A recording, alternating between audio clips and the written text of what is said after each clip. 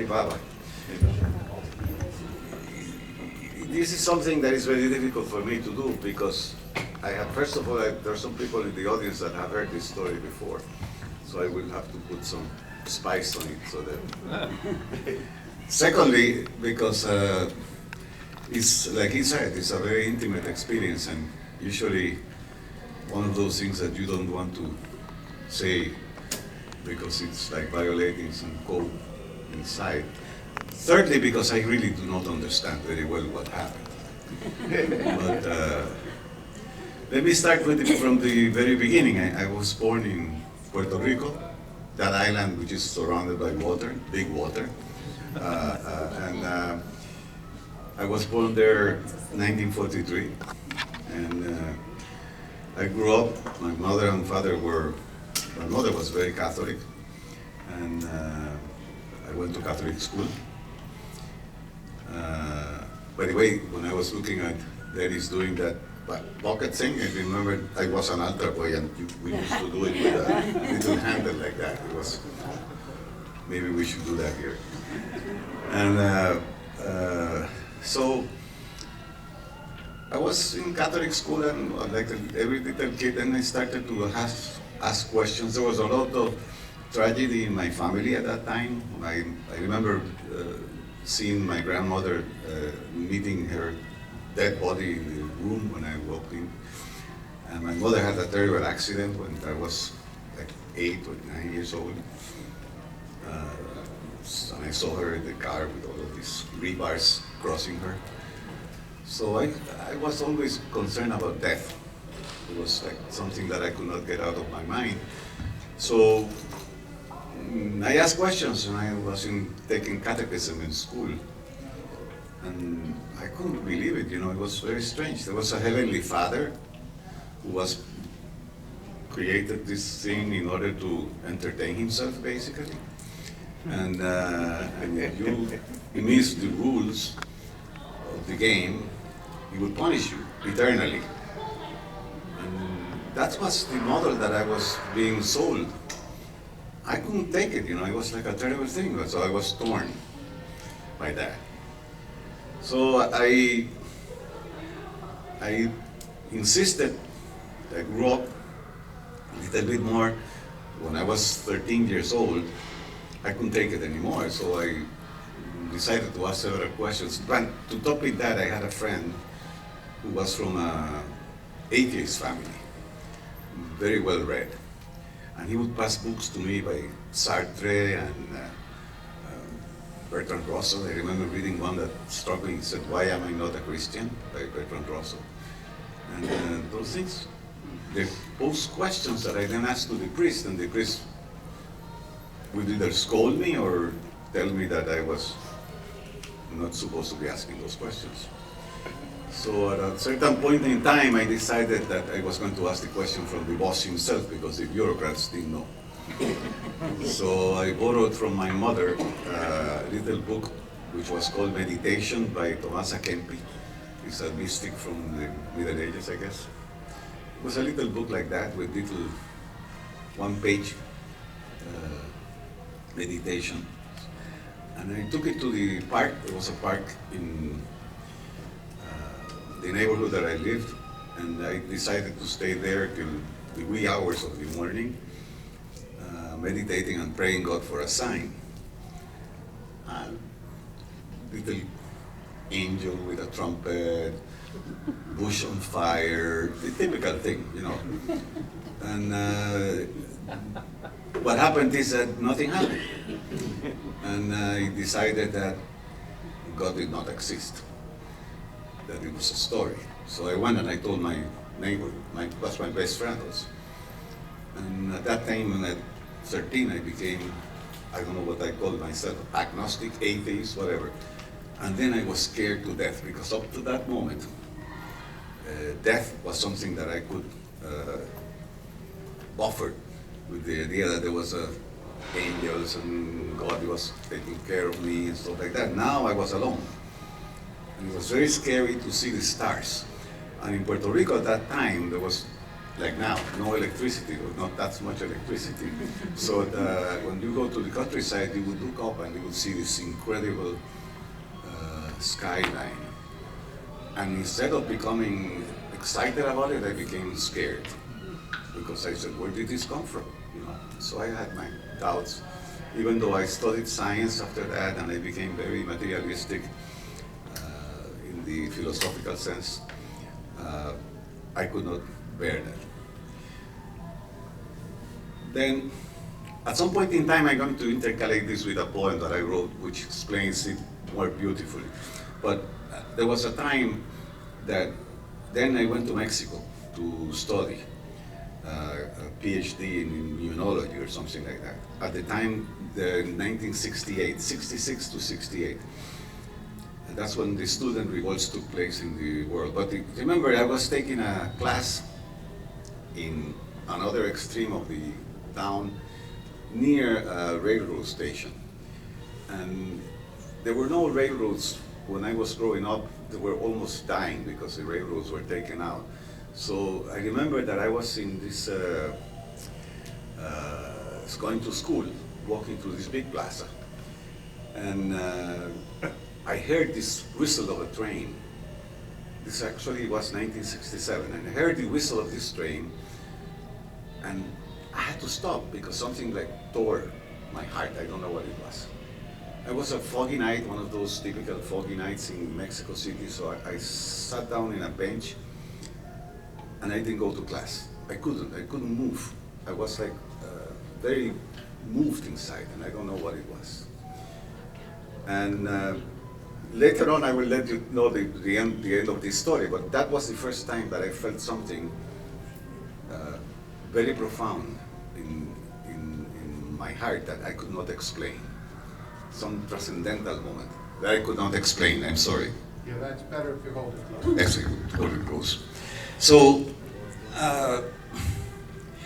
then the University in Mexico was closed because there was a student revolution, and I lost my scholarship, and I went back to Puerto Rico, and then from Puerto Rico I went to Miami in 1969. And I was doing what everybody else was doing at that time, although I was at that time probably around 26, 27. I went to study another PhD in another thing because that one was closed. I got the scholarship that was available, which was for marine biology and oceanography. Not that I was interested, but that was, they were giving me money to study. So I did that, and I ended up in Miami, and now I am in Miami, and of course I started to smoke pot because everybody was doing it, and it was nice.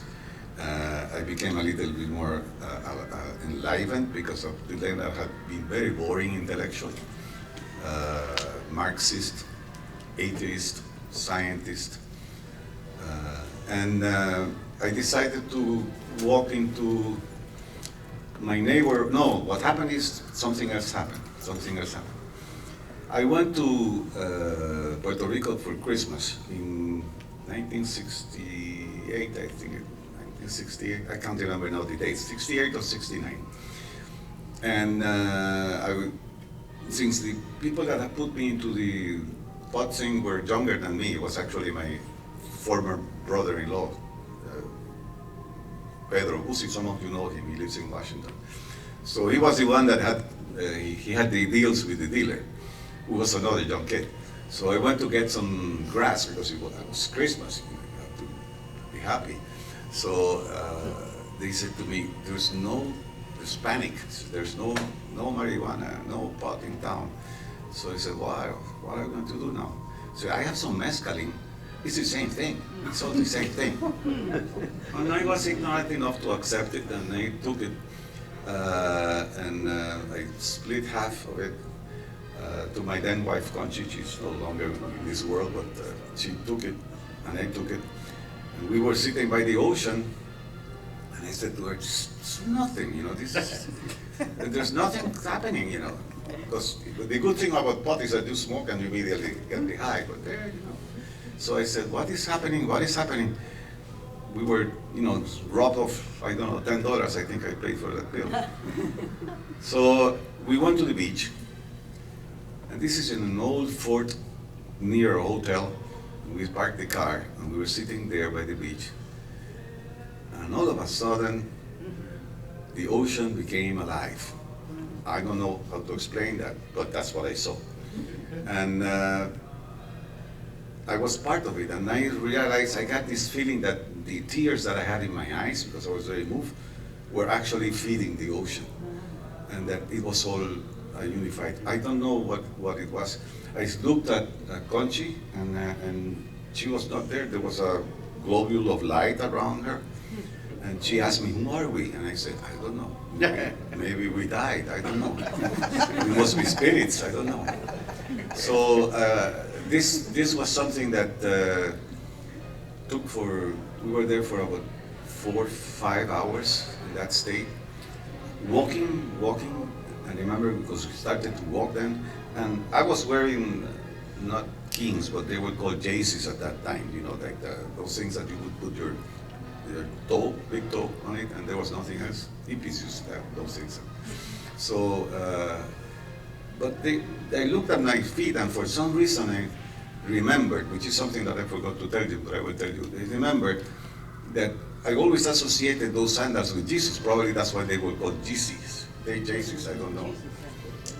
And I started, and then all of a sudden, I was in a sort of a trance, because I felt that I had walked for a long time, and that I had unfolded, and I saw myself walking as a Neanderthal. I saw myself evolving, and I remember seeing in my mind's eye this beautiful face of Jesus, and hearing the Beatles singing, "Here Comes the Sun." And that was a good trip. But I didn't know, I was very scared. So I remember telling Conchi, this is why Jesus spoke like that. Now I understand, he was always like this. He was always like this, so obviously he was seeing everything like this. And then of course, after a while, the effect finished.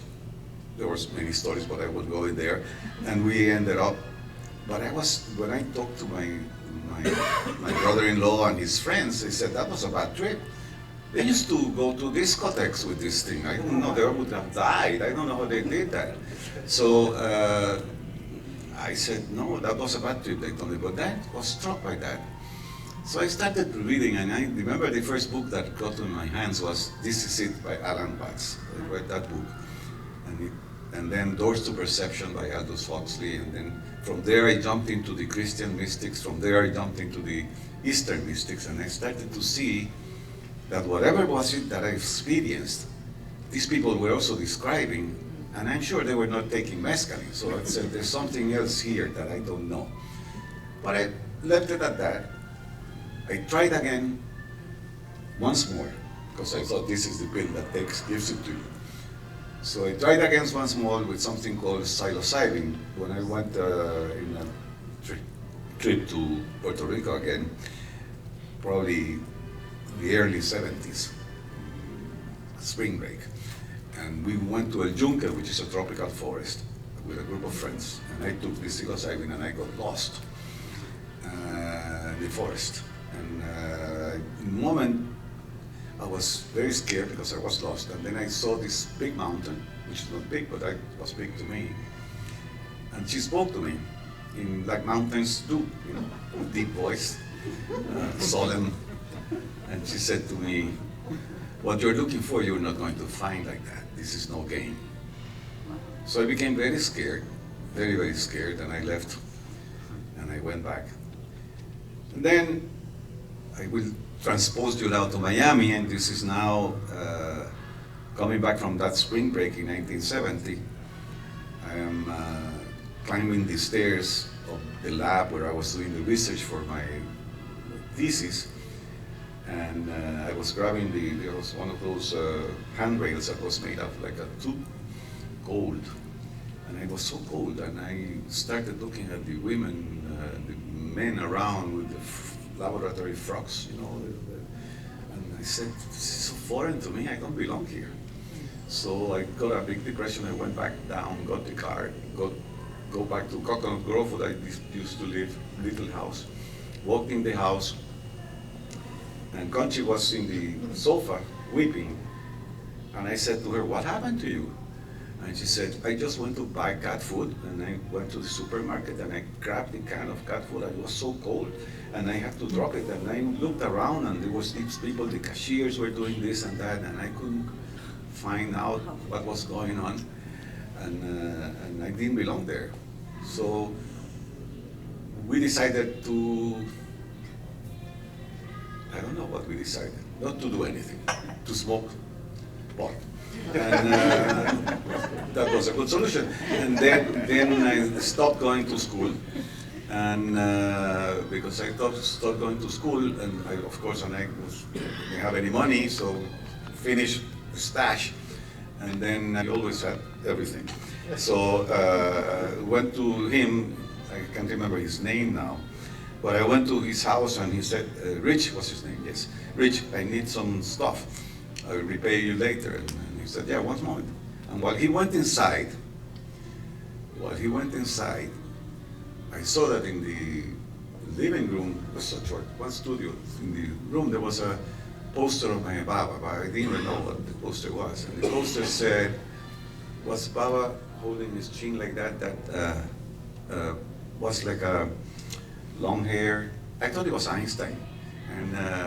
And it said something, but the last line was the one that stopped me. It said, "The new life that I bring will be lived by itself eternally, even if there's no one to live it." And I said, "Cool. That's very strange. What a way to say something like that." So that's it. That's it, except that I have to go now to something. One second. Because I have to read you this. So it starts like this. An unconscious search for something unknown, lost. A seeking dissipated, with short-lived alternating moments of wonder, desire, fear, and love. Thrills and hangovers, hope and sensations. Trying to understand an avalanche of notions and interpretations being said by so many. Contrasting the reality of death with its rush for instant pleasure. Yes, there were moments of solace, evanescent apparitions, somehow evoking a resting place and assurance and comprehension. They did not, however, last long. They collapsed in body needs, in mind's rationality and emotion, in self-identification with role, name, culture, and opinion, in the separation from the other, in encapsulation, and in fear. Then you came out of the blue. A photo and a quote. Those were poster days. And the quote read, "The new life I bring will live by itself eternally, even if there's no one to live it." Yet deep inside I saw your face and failed to understand the phrase. All I heard was, "It is okay, it's okay." Now, I went back, of course, and I smoked the stash in 1 week. I stopped going to the university. I returned back to Rich after the second week, and I said, "I'm out again." And I looked for the poster, but the poster was not there. So I said, "Rich, what happened to the poster that you had here?" "Oh, no, I took it away." Actually, it was a Che Guevara poster in the wall. I took it down, so because I did not combine with the colors of my furniture or something like that. So I said, "Why?" He said, "No, because this guy was interesting." It said something, "Well, I have a little piece of paper that they gave me when I got that poster, still with me if you want it, because the poster I threw away." So I said, "Yeah, give it to me." So he gave me the stash, basically. The stash, and on top of this stash was this photograph of the ancient one, printed like in a pinkish paper. So I sat down, I went inside my home, and I started, Conchi was cooking, it was 6 o'clock. We have a picnic table inside the house. We were hippies, we would have things like that very nicely. And I was rolling a joint as I was looking at the face. Now the face was looking at me, and I was disturbing. It was like deeply. I don't know what it was. I still don't know. And then it said, "I'm the one, so many seek and so few find. Do not try to understand me. My depth is unfathomable. Just love me." I said, wow. Then he added, "But if you cannot love me, do not worry. I always will be loving you." And I said, wow. And I said to Conchi, "Conchi, we have to find this guy." And she said, "What? I'm cooking now, but we have to find this guy." So I went back to Rich and said, "Where did you get this thing?" He said, "It's a bookstore in North Miami," which was quite far from where we were. And it was rush hour. And so I had a big fight with Conchi because she finally told her to stop cooking because this guy could die. So we had to find this guy. So we go into the car, we go there, we're fighting all the way. Marimer, my daughter, was at that time probably 3 years old, so we drove all the way. A big fight, big fight. Then we walk inside the bookstore, which was very nice. The carpets were all different carpets made of Baba's faces, woven carpets. And there was Baba all over the place. And there was this woman, Betty Ryan, sitting in a corner. And walked in, and Betty looked at me and she said, "Hey, where's your head at?" And I told her my story that you have heard until then, you know. And I said, "So who do you think he is?" I said, "I don't know." And Conchi she said, "I think he is God, but I don't want anything to do with God at this moment of my life." So that's the way it started. So I bought all of the books. I had a little money left from my scholarship. Bought all of the books, all of the posters, closeted myself in a room. Still was smoking, but then it was depressing, the pot. So I ended up, I didn't know that Baba was against it or anything like that. I didn't even know that Baba, like the first time when I read this, I said, well, this seems to be all the answers that I didn't get from catechism, I was getting them there. I was reading the discourses, and it was so clear. So I said, wow. I said, this guy, because my first assumption was this guy is either a charlatan, or he's deluded, or he's telling the truth. That was my thing. So by reading it, I found out that he was not deluded. So he said, he's a charlatan, or he's telling the truth. He's maybe charlatan, meaning that he took that from somebody else. So then I called Betty again over the phone and asked her, where can I talk to this guy? He said, well, you know, he dropped his body. It's the first time that I heard something like that. You know, people never said things like dropped the body, you know, so I found that out. He dropped the body and said, so this is it. So I was very depressed and said, well, is there any place that I can find somebody who was with him? And then he said, go to Myrtle Beach. So summer of 1970, I came to Myrtle Beach with Conchi and my little girl, Marimer. Marimer, of course, was a little girl that was very shy, and probably she had to be because that was a very strange couple that she was associated with, particularly the father. And so she came, she was particularly scared of American ladies talking to her in what do you call that, welcoming things like, oh, the little girl, come here. She was scared of that. Fundamentally because up to that point I was a furious independentista. I was for the independence of Puerto Rico. I hated Americans. I was studying in Miami only because I couldn't go. I remember I was in Mexico before they closed the university. I didn't speak any French, so I could not go to France, so I had to go to Miami, and I was stuck. So there I was now going to Myrtle Beach, South Carolina. And I go inside this room, the old Pine Lodge, and Jane Haynes was sitting behind the desk. She was busy, so, and we were kind of very shrubby looking people, you know, and particularly me. So I had hair at that time, but it was long. So I was looking at her and saying, well, what are we going to do? I mean, and then she said, to my daughter, to Marimer, she said, won't you come in and say hello to me and give me a kiss and an embrace? And she started with that voice. And I thought, Marimer would have never do that, but she did. She just ran into her arms and they confused each other in an embrace that was so, like I say always, like lovers seeing each other in an airport after 20 years. Something like that. That was the metaphor. And they were weeping. And Conchi started to weep. And I started to burst. I was going to burst. I couldn't weep because in my culture, men usually don't weep. So I was going to burst. So rather than bursting, I opened the door and I left out and started walking out. And as I was walking out, distinctly I remember, I don't know if it's a voice or a thought or whatever, I remember this thought voice inside my head saying, do you remember the night in the park, in Dos Pinos?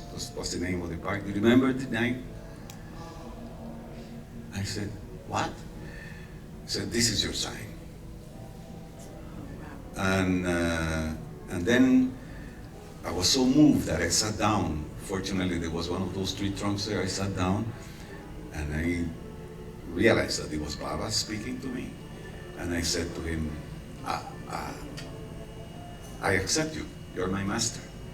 What do you want from me? And he replied, amazing, it's the only conversation ever I had with him. He replied, he said, I want you to be who you really are. And I said, well, who am I? And then he laughed, and I never heard laughter like that. It's like a laughter like bells in the morning and something like that. He laughed. And he said, that's for me to know and for you to find out. And that's the way I became a Baba lover. That day I became a Baba lover, and I have tried, and I will continue now.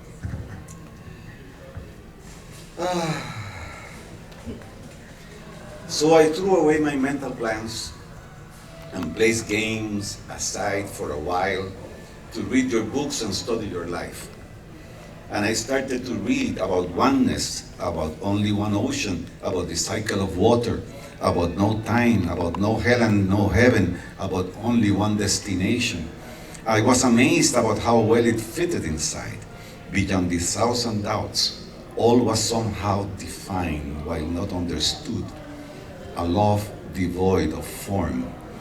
It resounded in a choir of silences inside, singing, it's okay, it's okay. Everything changed in my life while still being the same. New chapters were opened, some closed. There was turmoil and confusion like never before. I tried to become an instant saint like that man of Assisi while burning with desires of young age and being so vain. Yet, all throughout, the bells kept chiming. It's okay, it's okay. I went to meet your friends, those who gave their lives to you, your companions. I heard incredible stories unwritten, met worlds of enchantment of child, received echoes of embraces and graces given by him to his skin in my skin, melting me inside for a while, before coming back to join the fray. It became an addiction, that pilgrimage to embrace land, alternating my ordinary life in contradiction with the stillness of those blooming lands that echoed in one voice that song. It's okay, it's okay. Autumn is here now, sailing winds are winding down, desire and despair are still around, but less agile than in spring and summer. Winter is approaching fast, a cooling down. I'm now trying to reflect, to collect my notes of passing, trying to figure out what happened since that moment more than 4 decades ago that I bumped into a poster, a face, an embrace, a grace, and a silent knowing. It's okay. It is okay. I have been around and lived like all of you alive. Met many others in seeking mode, all of them like me, with opinions, thoughts, passion, lust and fears, attached to symbols and forms, all alternating laughter and tears. And I compared notes with those that saw that poster too. They all received the gift of "it's okay, it's okay." We have adorned that silent assertion profound with pose, thought, and form of every different color and shape, embroidering it with embellishment galore, more and more, and still yet more. But in the end, in the beginning, in the depths of that chamber, where the gracious gift originally silently resonated, all that is heard is the conviction seed planted by the beloved gardener. It is okay. It is okay. Jai Baba.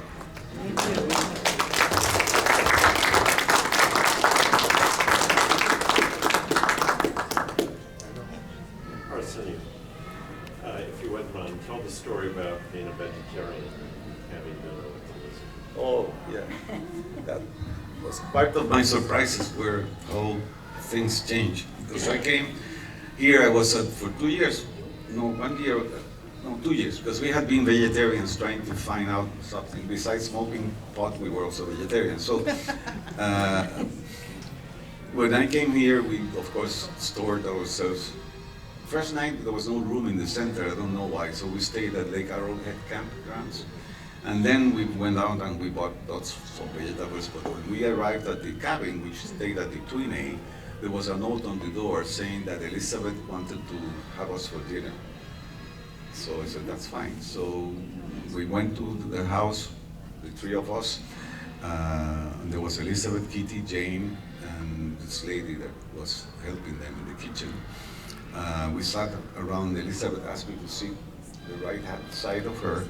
And then walk from the kitchen came this bleeding animal. I thought it was a roast, whatever, roast beef thing. But it was so raw that you could see the blood oozing out of it. And then I looked at Conchi and I said, what is this, you know? Something is wrong, because I thought that they were strictly vegetarians, you know. And then she was carving, Elizabeth, and she would cut big piece and she would put it on the plate, and then she thought about it and said, better take 2 pieces. So I and I broke my vegetarianism, and it was delicious actually. Best beef I ate in my life. So yeah, but the story, what I want to tell you and share with you is how I came to Meher Baba, which is something very strange, because I did try many times to get out of Meher Baba. Coming into Meher Baba was easy because I didn't do anything. It was all meant to happen, you know. I didn't know the poster there. There was also the reason why I was. But I finished because I told you the thing that when I was in Mexico in 1967, I heard that whistle of the train that struck me so hard. So now here I am. My mother, when I wrote to her that I had found out Meher Baba, she was happy and sad. She was happy because I was not an atheist anymore. She was sad because I was believing in somebody else that was not Jesus. So I went back to Puerto Rico. I finished my PhD, went back to Puerto Rico, started working, made some money, and decided the first thing I wanted to do was to go to India. So in 1974, and then I invited my mother. I said, you should come with me, come and see. So, well, this is the story. 2 things happened, because she in 1969, even before I became a Baba lover, she told me one dream that she had one day. And she said,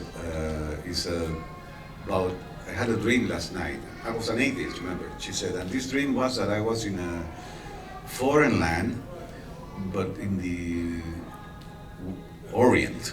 She said, and there was a man in a green motorcycle that was driving us around, and his skin was dark, but he was not African American. His skin was dark, and he took us to this procession, and in front of the procession was this very beautiful woman, and the woman had her hands folded, and when she saw me, she looked at me and she pointed to the sky and with her eyes. And I looked up and there was a man in a white horse, with long hair and a white horse and a sword in his.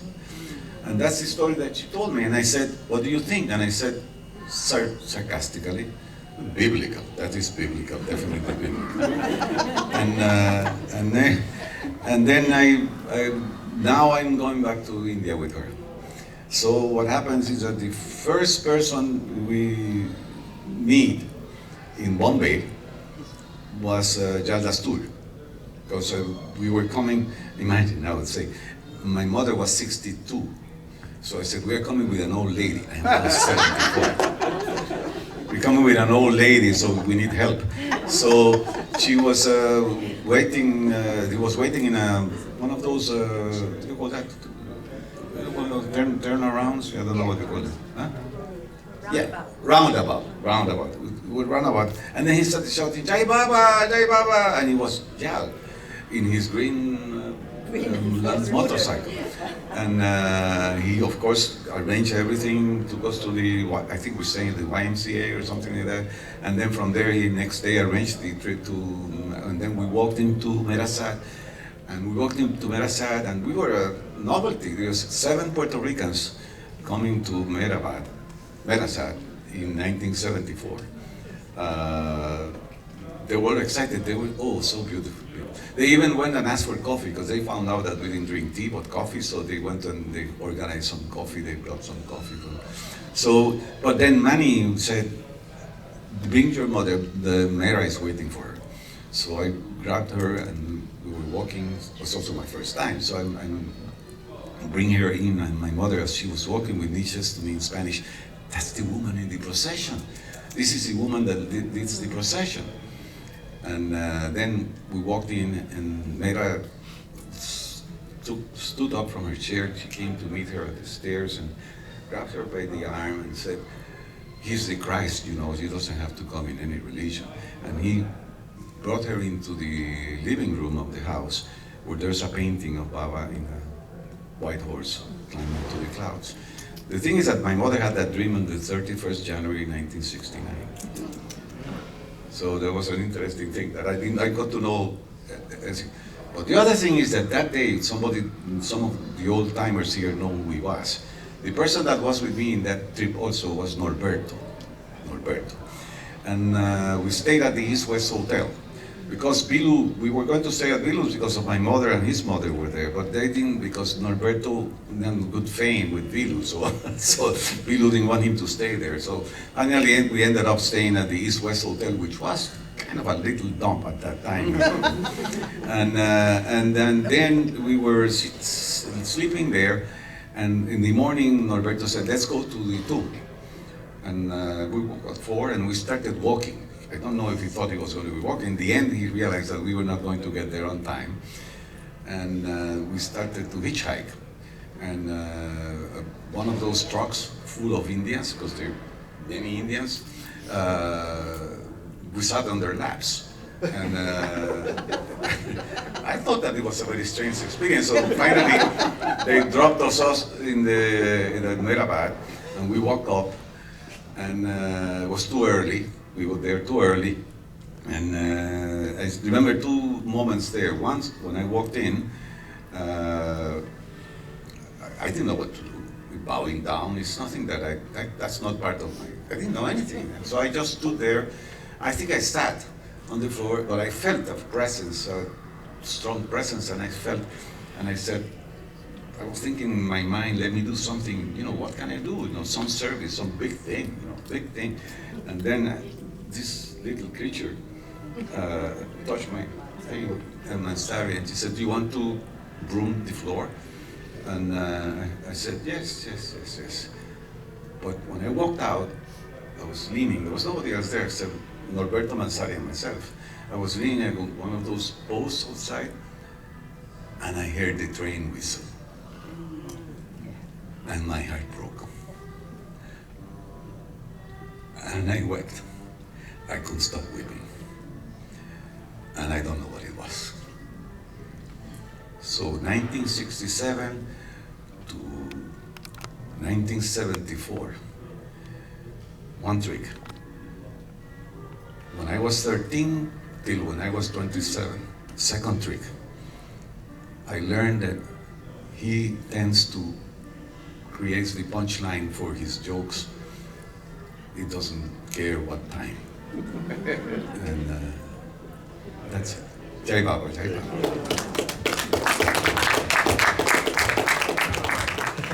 Oh my God, I read you my favorite. Where is it? Because it has to do with the part of trying to get read. Okay, let me.